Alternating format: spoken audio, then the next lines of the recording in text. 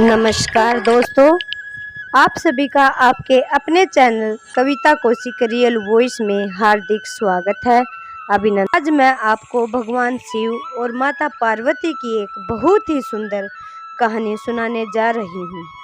अगर यह कहानी आपको अच्छी लगे तो एक प्यारा सा लाइक करके एक ओम नमः शिवाय जरूर लिखना। दोस्तों, आपसे निवेदन है आप कथा को अंत तक जरूर सुनें। आज की यह कथा बड़ी ही फलदायी कथा है। अगर आप महादेव जी के सच्चे भक्त हैं तो आपको यह कथा सुननी चाहिए और सुनानी भी चाहिए। कथा को ज़्यादा से ज़्यादा शेयर जरूर करना और महादेव जी की कृपा का पात्र बनना। दोस्तों, कहानी में आगे बढ़ने से पहले आपसे निवेदन है आप हमारे चैनल कविता कौशिक रियल वॉइस को सब्सक्राइब कर दीजिएगा और शेयर कर दीजिए। और हाँ, सामने बने बेल के बटन को दबाना न भूलिएगा ताकि हमारी आने वाली हर नई वीडियो की जानकारी आप तक सबसे पहले पहुंच सके।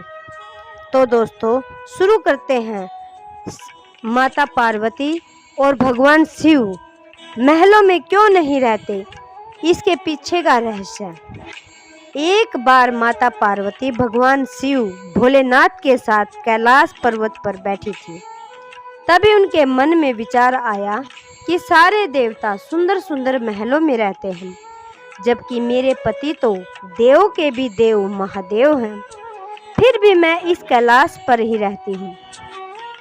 यहाँ न तो कोई महल है न कोई आराम की वस्तु। ऐसा सोचकर माता पार्वती ने भोलेनाथ से कहा, स्वामी, सारे देवता महलों में रहते हैं, आप क्यों इस कैलाश पर वास करते हैं? आप भी हमारे लिए एक भवन का निर्माण कर दीजिएगा ताकि हम भी आराम से रह सके। पार्वती की बातें सुनकर भोलेनाथ थोड़ा सा मुस्कुराए और फिर बिना कुछ कहे ध्यान मग्न हो गए। माता पार्वती को भोलेनाथ का ये व्यवहार बिल्कुल भी ठीक नहीं लगा, किंतु वो बिना कुछ कहे वहां से चली गई। जब महादेव अपने ध्यान से निकले तो माता ने फिर से भोलेनाथ से कहा, हे प्रभु, हे स्वामी, मेरा भी मन है कि मैं अन्य देवताओं की भांति महल में रहूं। आप भी मेरे लिए एक भवन बनवा दीजिए। तब महादेव ने उनसे कहा, देवी, महल में रहना हम लोगों के लिए उचित नहीं है। परंतु माता पार्वती ने महादेव से हठ पूर्वक फिर दोबारा कहा, प्रभु, आपको नहीं लगता है कि आपको भी महल में रहना चाहिए? आपका महल तो स्वर्ग में बने हुए इंद्र के महल से भी सुंदर और भव्य होना चाहिए। अब तो हमें महल बना लेना ही चाहिए। महादेव ने माता पार्वती को बहुत समझाया। वे बोले, देवी, हम तो ठहरे योगी खुले में रहने वाले हैं, हमें भवन का वातावरण रास नहीं आएगा। हमें तो महल में भी चैन नहीं मिलेगा, क्योंकि महल में रहने के बड़े नियम और बंधन होते हैं। परंतु माता ने तो मन में विचार कर लिया था कि अब महलों के बिना वो नहीं मानेगी। वो बोली, हे महादेव, जब सारे देव महलों में रहते हैं तो फिर महादेव क्यों सिर्फ चट्टानों पर रहते हैं? पार्वती के इस हट के आगे देवों के देव महादेव को भी झुकना ही पड़ा।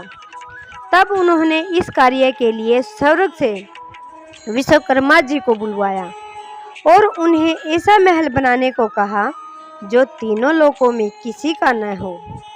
उधर विश्वकर्मा जी महादेव के आदेशानुसार भवन बनाने के लिए उपयुक्त स्थान की खोज कर रहे थे।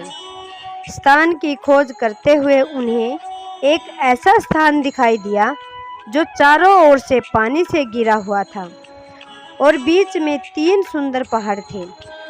वे पहाड़ों पर तरह तरह के फूल और वनस्पति से ढका हुआ था। उस स्थान को देखकर विश्वकर्मा जी ने उसके बारे में माता पार्वती को बताया। जब माता पार्वती ने उस स्थान के बारे में सुना तो उन्होंने खुश होकर भवन बनाने का आदेश दे दिया। विश्वकर्मा जी ने भवन बनाने की शुरुआत की और अपनी विशिष्ट कला का परिचय देते हुए भवन के साथ साथ वहां एक सुंदर नगर का निर्माण भी कर दिया। वह नगर देखने में अत्यंत सुंदर था। विश्वकर्मा जी ने उस महल को, नगर को सुंदर बनाने में अपना पूरा योगदान दे दिया। जब उस महल को माता पार्वती ने देखा तो उनकी प्रसन्नता का ठिकाना न रहा। उन्होंने विश्वकर्मा को धन्यवाद देते हुए उनकी बहुत प्रशंसा की। विश्वकर्मा माता पार्वती और भोलेनाथ को प्रणाम करके अपने लोक को चले गए। घर बनाने का कार्य तो पूर्ण हो चुका था। अब माता ने महादेव से कहकर गृह प्रवेश का शुभ मुहूर्त निकलवाया। गृह प्रवेश के समय ऋषि विश्रवा आचार्य तव आ गए। सभी देवता भी उस समारोह में आए हुए थे। जिसने भी उस महल को देखा वही आश्चर्यचकित होकर उसकी प्रशंसा करने लगे। वास्तव में यह भवन बड़ा ही अद्भुत और भव्यशाली था। गृह प्रवेश विधि के पूर्ण होने के बाद महादेव ने आचार्य से दक्षिणा मांगने को कहा तो विश्रवा ने मना कर दिया। वे बोले, प्रभु, क्या कोई भक्त अपने भगवान से कुछ मांगता है?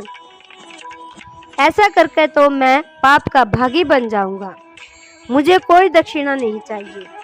यह कहकर ऋषि विश्रवा जाने लगे तो महादेव ने कहा, ऋषिवर, आपको दक्षिणा तो लेनी ही पड़ेगी। जब तक आचार्यों को दक्षिणा न दी जाए तब तक कोई शुभ कार्य पूर्ण नहीं होता। महादेव की माया ऋषि विश्रवा का मन उस नए बने हुए नगर पर आ गया। बार बार आग्रह करने पर उन्होंने दक्षिणा के स्वरूप उन्होंने उस भवन सहित नगर को ही मांग लिया।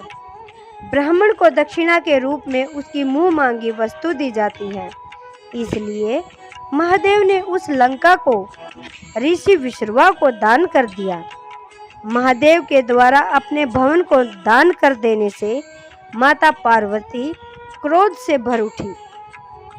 उन्हें ऋषि की इस दृष्टि पर बड़ा क्रोध आ गया। उसी क्रोध में उन्होंने ऋषि विश्रवा को श्राप दे दिया। वो बोली, तुम तो आचार्य कहलाने के लायक भी नहीं हो। महादेव की सरलता का लाभ उठाकर तुमने बड़ी कुटिलता से मेरे प्रिय महल को ही छीन लिया। इसके लिए मैं तुम्हें श्राप देती हूँ कि महादेव का ही भक्त एक दिन उस महल को जलाकर राख कर देगा। उसके साथ ही तुम्हारे कुल का विनाश आरंभ हो जाएगा। पुराणों के अनुसार ऋषि विश्रवा ने वो नगर अपने पुत्र कुबेर को दिया, लेकिन कुबेर को निकाल कर लंका पर रावण ने अपना अधिकार कर लिया। त्रेता युग में शिव के अवतार हनुमान जी ने उस लंका को जलाकर और उसके बाद विश्रवा के समूल कुल का विनाश श्री राम के द्वारा किया गया।